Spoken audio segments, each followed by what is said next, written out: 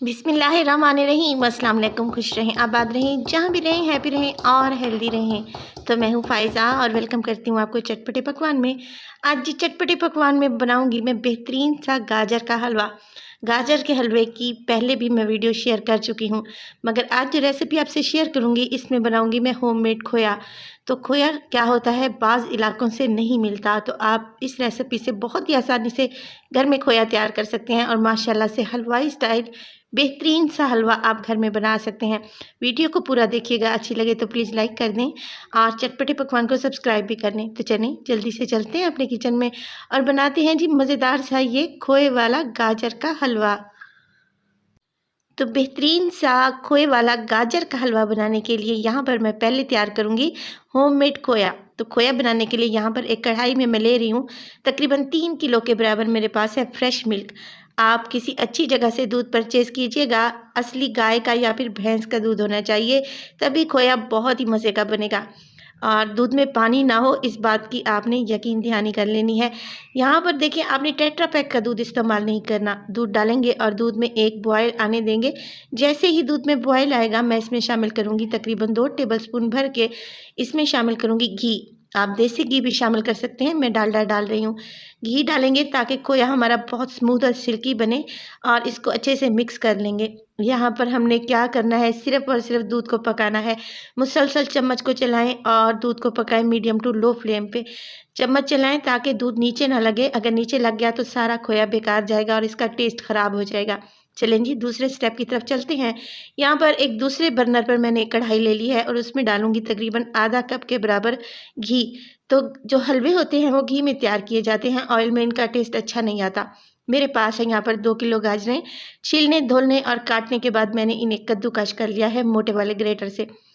और यहाँ पर गाजरें डालेंगे और घी में इनको अच्छे से फ्राई करेंगे।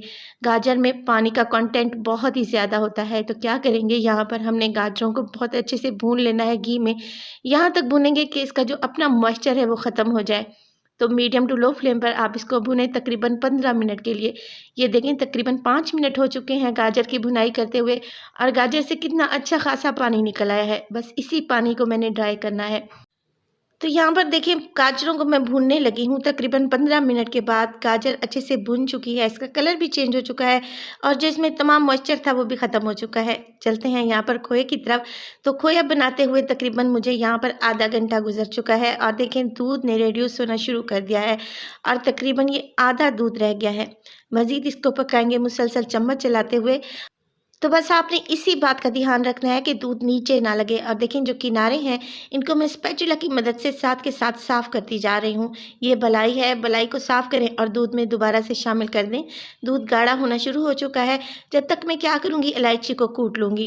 इलायची का पाउडर बनाने में और इलायची को मोटा मोटा कूटने में बहुत फ़र्क है।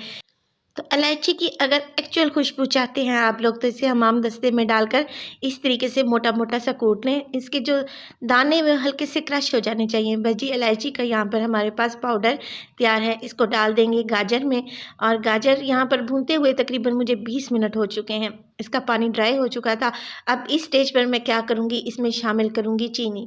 तो चीनी आप अपनी पसंद के मुताबिक भी शामिल कर सकते हैं। मैं 2 किलो गाजरों में तकरीबन 2 कप के बराबर इसमें चीनी शामिल कर रही हूँ। आप घर का कोई भी कप सेट कर लें। मैं यहाँ पर मेजरिंग कप इस्तेमाल कर रही हूँ। 2 कप मैंने इसमें चीनी डाल दी है। चीनी डालते ही इस गाजर के हलवे का कलर बिल्कुल चेंज हो जाएगा, ये डार्क कलर की हो जाएंगी और चीनी अपना अच्छा खासा पानी छोड़ती है। 2 किलो गाजर के लिए 2 कप चीनी यहाँ पर परफेक्ट है, एक मुनासिब मीठा है। अगर आप कम या ज़्यादा खाते हैं तो फिर अपने हिसाब से इसको सेट कर लें। देखें यहाँ पर जैसे ही मैंने चीनी को मिक्स किया कितना पानी यहाँ पर रिलीज़ हो गया है। बस अब हमने क्या करना है, लो फ्लेम पे गाजरों को पकाना है, इसके चीनी के पानी को ड्राई करना है क्योंकि फ्लेम अगर हाई की तो चीनी डली हुई है, ये फ़ौरन से नीचे चिपकना शुरू हो जाएंगी। मुसलसल चम्मच चलाते जाएं और देखिए यहाँ पर चीनी के पानी को अच्छे से ड्राई होने दें। दूसरी तरफ मैं खोए को चेक कर लूँगी कि इसको पकते हुए तकरीबन 1 घंटे से ऊपर हो चुका है और माशाल्लाह से देखें खोया कितना थिक हो चुका है और माशाल्लाह से कितना दानेदार बिल्कुल हलवाई स्टाइल बन रहा है। वीडियो आपको ज़रा भी अच्छी लग रही हो तो प्लीज़ आप सब लोगों से गुजारिश है कि वीडियो को लाइक कर दिया करें और चटपटे पकवान को सब्सक्राइब भी कर लें। तो बस जी खोया यहाँ पर तैयार होने वाला है। मज़ीद इसको पकाएंगे 5 मिनट के लिए। जो हल्का सा दूध आपको नज़र आ रहा है ये ताकि रिड्यूस हो जाए। अब इसको दानेदार बनाने के लिए एक और चीज़ मैं इसमें ऐड करने लगी हूँ। इसमें डालूँगी मैं लेमन का जूस, तकरीबन हाफ़ लेमन ले लिया है मैंने, बीज निकाल दिए हैं और इसको निचोड़ कर मैंने डाल दिया है खोए में। इससे क्या होगा कि खोया दानेदार बनेगा, ये सॉफ्ट नहीं रहेगा। अब इसको देखें मुसलसल चम्मच चलाएं ताकि खोए में दाना बनना स्टार्ट हो जाए। मज़ीद इसको 2 से 3 मिनट के लिए पकाऊंगी और फ्लेम को ऑफ़ कर दूंगी, क्योंकि ये ठंडा होने के बाद अच्छा खासा गाढ़ा हो जाता है। और माशाल्लाह से देखें ये कितना दानेदार होने लगा है। इस स्टेज पर आप इसको फ्रीज़ भी कर सकते हैं, महफूज भी कर सकते हैं। जब भी कोई मिठाई बनाए तो इसी मज़ेदार से खोए का इस्तेमाल किया करें। तो हमारा होममेड खोया तैयार है। गाजर में यहाँ चीनी का पानी भी ड्राई हो चुका है। दोनों चीज़ें हमारी यहाँ पर रेडी हैं।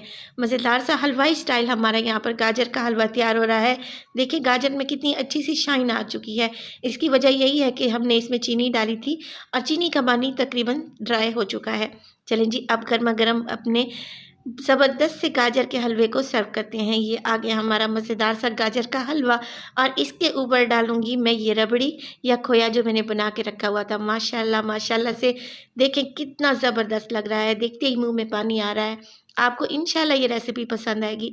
रेसिपी आप लोगों को पसंद आए तो प्लीज़ लाइक कर दें और चटपटे पकवान को सब्सक्राइब भी कर लें और अपने फैमिली और फ्रेंड्स में भी शेयर किया करें। इसके ऊपर डालेंगे, यहाँ पर मेरे पास है कुछ पिस्ते और बादाम, हमामदस्ते में डालकर मैंने मोटा-मोटा सा इनको कूट लिया था।